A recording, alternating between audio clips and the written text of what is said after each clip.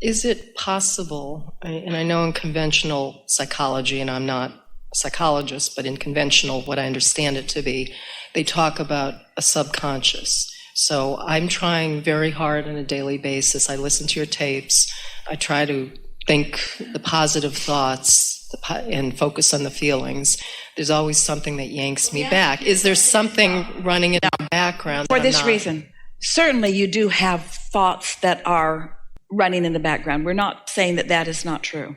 But for something to be a big enough player, for it to be hindering you, means you have to be feeling emotion around it. So if it is so subconscious or unconscious that you're not feeling anything around it, then it's not a big enough player to be affecting your experience at all. Don't you like knowing that? It isn't that there are subconscious or unconscious thoughts that are hindering you that you just don't know about. It's that you're willing to put up with thoughts that feel negative. That's what's going on. You're willing to put up with thoughts that don't feel good. Esther catches herself in one every now and again, every day. In other words, you can't live life without seeing something that you have a somewhat response to. But these days, as she has a response to it, she will say to herself, well, that was unnecessary. That was unnecessary. And just acknowledging that it didn't feel good and therefore that she would like to make a better feeling choice helps her to make a better feeling choice at earlier stages so that the momentum doesn't carry her more into thoughts that then she can't control, that she needs a good night's sleep or a nice solid meditation or something to change the trajectory of the thought. What do you do if you're trying that every day, but you have I have a very, tough mind. I get annoyed with myself because it's like I'm trying to focus on something and something pulls me back. And I don't always know what it is. And I have some major goals that I want to achieve. And I know I can't be focusing on the lack of them. So I feel those. Put it in softer terms. Rather than saying, I have a very tough mind that sometimes works against me, say instead, maybe if it feels better, I am a very good focuser. I'm a good focuser. And what I focus on, I allow the momentum to grow until that focus carries me. But I could choose what I focus upon more carefully. And then follow it up by saying, this will really help you a lot. In every moment that I am focused, my inner being is focused on the same thing with me. So you meet someone. Just now, after our conversation, Esther met yet another person in the kitchen who was insistent that she shouldn't be there. She caught Esther just as she was going in the door, and she said in a very commanding voice, you're not allowed in there. And Esther said, well, I've talked to several people who have been allowing me, and so this is my last trip through. And she said, I'll go get my boss. So Esther stood there because she didn't want to disobey this woman who was not having any of her. And so she stood there, and this woman went and got her boss, who took Esther by the hand and said, I already told her it was okay. And Esther thought to herself, well, she didn't know. She didn't know. Esther had a very good opportunity to feel annoyed at this person who was just doing what her job really was. Or she had the option of giving that person the benefit of the doubt. So it always feels better to give someone the benefit of the doubt. And the reason that we tell you this long story is because we want you to give yourself the benefit of the doubt. You don't believe anything that you haven't worked hard to come to a belief about. And you want to believe that the beliefs that you have gathered from life are valid beliefs. And many of the beliefs that you've gathered from life are valid and also helpful beliefs. Esther argued with us in the beginning, but Abraham, it's true. It's true, so shouldn't I think about it? And we said, Esther, there are a lot of things that are true that you don't want to be true in your experience. The fact that they're true just means somebody else used their powerful mind to focus upon them until they became a reality. So you want to use a different criteria, not is it true, but is it something that I want to experience? And if it is something that you want to experience, then give it your undivided attention. But if it is not something that you want to experience, then do your best to distract yourself in some way. That really is the easy mindset about anything. I'll give you an example of a belief that I don't think is working for me, which is why I'm so thankful that I discovered you and this whole concept of law of attraction. Well, if you think a belief isn't working for you, speaking it again is only going to stack another engine on that end of the train. If you have a hint that it's not working for you, then not thinking it is what you want to do. So can you pivot and find the other end of it? Or is there so much momentum that you just got to tell it in the momentum that isn't serving you? I would agree with that.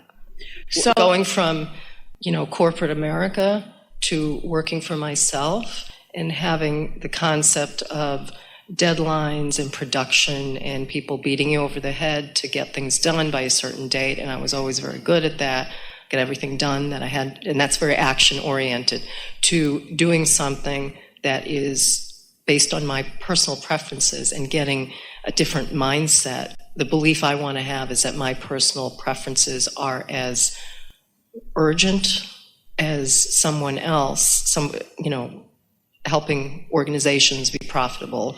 Well, so we have some questions for you. Do you believe that your inner being exists? Yes.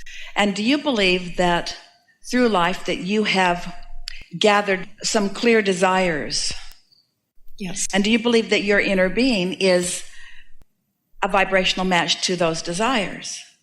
Yes. Do you believe that there is a path to what you want? Absolutely. Do you believe that your inner being has a clearer view of that path to what you want? Yes. Do you believe that if you were in more steady, constant is too strong a word, but more steady connection with your inner being, that your inner being could lead you to more of the things that you want? Yes, I do.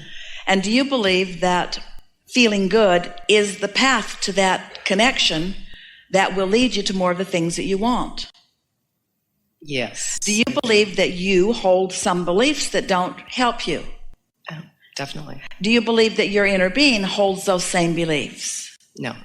And how do you know the difference between a belief that you hold that doesn't help and the belief that your inner being holds about the same subject? How do you know? I feel terrible. So when you feel negative emotion, what's the first thing that it tells you? Your inner being isn't seeing it that way. Mm-hmm. So when you speak these things that feel uncomfortable when you say them, if you would say, clearly my inner being doesn't see it this way. Hey, inner being, how is it that you see it? Eventually, if you ask that question often enough, you'll start getting glimpses into how your inner being sees it. That's the whole turning thoughts to things process.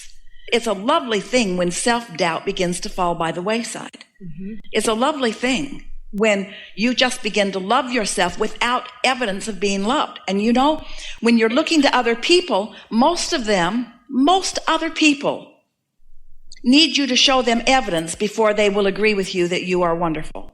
Mm-hmm. Now, there are exceptions to that. Your mother didn't feel that way in the beginning. And your new lover, not the one you've had for a while, but your new lover feels that way about you, and your inner being feels that way. Your inner being adores who you are in relationship to who you are. Mm-hmm. Because your inner being knows that being critical of you would only drive you away from who you want to be. And yet you all think that when you are critical of you, that somehow that's going to get you closer to what you want. We think that you've been taking too many motivational courses and not enough inspirational courses. Esther will say every now and again, I really shine in a crisis. And we say that's because the crisis causes you to focus. Mm-hmm. And when you focus, you gather the energy that creates worlds as assistance, you see. Mm-hmm. So we agree with you about so much that you've said. We agree that you are like a dog on a bone, that you get focused upon something, and we want to tell you the reason that you so often do that. It's not a bad thing, but it's worth understanding. As you sift through life and you come to conclusions about things, opinions, there's a strong part of you that wants that opinion to be right, whether it serves you or not, because you worked so hard to get it. So as you look out into the world and you see things that are clearly not as you want them to be, it seems prudent that you say, I don't like that, and I don't like that, and that is really wrong, and that should have never happened. It seems logical that you should make those statements because, after all, life helped you to acquire the ability to evaluate and to come to good conclusions. But anytime you're looking at something that you don't want, even though you are absolutely right that you don't want it, and when you're absolutely right that you don't want something, it is absolutely logical that you would call this thing that you are absolutely right about not wanting wrong. Mm-hmm. But your inner being doesn't call it wrong, because your inner being understands that the diversity is what helps you to find out what's right for you.